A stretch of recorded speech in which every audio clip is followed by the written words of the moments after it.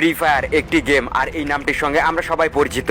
এমনকি এই free fire crore crore মানুষের মন জয় করেছে এবং বর্তমান সময় ফ্রি ফায়ারই হচ্ছে এমন একটি গেম যেটা কোটি কোটি গেমের মাঝখানে 1 নাম্বার পজিশনে র্যাঙ্ক করতেছে। কিন্তু কথা যদি আসে ইতিহাস সম্পর্কে, কজন জানো ফ্রি ফায়ারের ইতিহাস সম্পর্কে?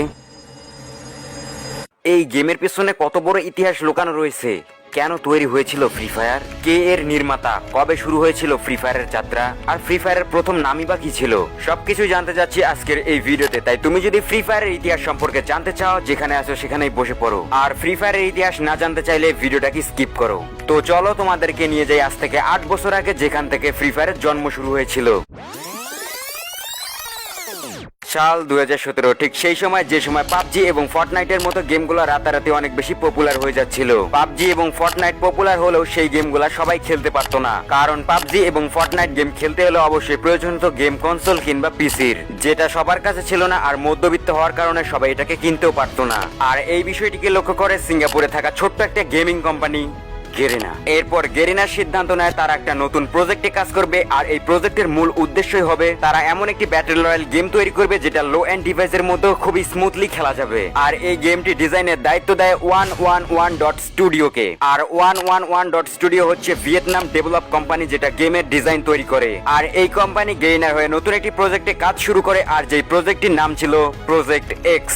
এবং এই প্রজেক্টটি কমপ্লিট করতে প্রায় 5 থেকে 6 মাস সময় লেগেছিল। এবং তারপর এই প্রজেক্টের বিটা ভার্সন 2017 সালের 30 সেপ্টেম্বর লঞ্চ হয়। আর এই প্রজেক্টের নাম প্রজেক্ট এক্স থেকে পরিবর্তন করে ফ্রি ফায়ার এপিকে তে কনভার্ট করা হয়, যেটা একটা বিটা ভার্সন। আর সেই সময় ফ্রি ফায়ারের সাইজ ছিল মাত্র 56 MB।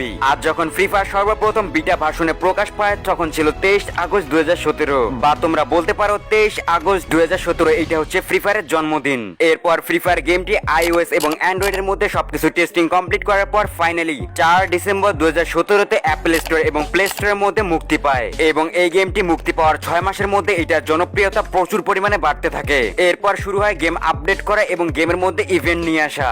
এইটা হচ্ছে ফ্রি ফায়ারের টেস্টিং ভার্সনের লোগো, এবং এইটা হচ্ছে ফ্রি ফায়ারের সর্বপ্রথম ডিসপ্লে লবি, যেটা দেখতে কিছুটা এইরকম। হ্যাঁ, মাত্র সিম্পল একটা ডিসপ্লে লবি। আর এইটা হচ্ছে ওয়েটিং লবি, আর এই লবি হচ্ছে ফ্রি ফায়ারের ফার্স্ট লবি। এখন যদি আমরা ম্যাচের মধ্যেকার কথা, ম্যাচের মধ্যে এই ধরনের গ্রাফিক্স ছিল। হ্যাঁ, এখনকার সময় যে গ্রাফিক্স রয়েছে তার থেকে অনেক অনেক লো গ্রাফিক্স। তখনকার সময় শুধুমাত্র একটাই মোড ছিল, যার নাম হচ্ছে ব্যাটল রয়্যাল মোড। আর 2017 সালের ম্যাপ এইটা। ম্যাপ বলতে গেলে শুধুমাত্র এইটাই ছিল। আর এইটা কোন জায়গায় সেটা তো তোমরা বুঝতেই পারছো। আর এইটা হচ্ছে 2017 সালের ল্যান্ডিং স্টাইল, কিছুটা এরকম করে ল্যান্ড করতো। এইটা ছিল 2017 সালের কথা। এখন যদি বলি আমরা 2018 সালের কথা, সো 18 সালের মধ্যে 2018 সালে ফ্রি ফায়ার গেমটা অনেকেই ডাউনলোড করতে থাকে এবং ফ্রি ফায়ারের মধ্যে নতুন নতুন প্লেয়ার আসতে থাকে। তখন ফ্রি ফায়ারের মধ্যে সর্বপ্রথম একটা আপডেট আসে, আর আপডেটের মধ্যে লবি অ্যাড করে দেওয়া হয়, প্লেনের মধ্যে কিছুটা চেঞ্জ নিয়ে আসা হয়, ম্যাপটাকে বড় করা হয়। এটা হচ্ছে ফ্রি ফায়ারের ল্যান্ডিং স্টাইল। মানে প্রথমবার যখন আপডেট আসে, আপডেটের পরে এটা ছিল ল্যান্ডিং স্টাইল। তারপর গ্রাফিক্স এর মধ্যে ইমপ্রুভ নিয়ে আসা হয়, কার অ্যাডস করা হয়, অর্থাৎ ভেহিকল অ্যাড করা হয়। আস্তে আস্তে গেমটা ইমপ্রুভ হতে থাকে। এইটা হচ্ছে 2018 সালের ম্যাপ, যেটা অনেকটাই বড় হয়েছিল,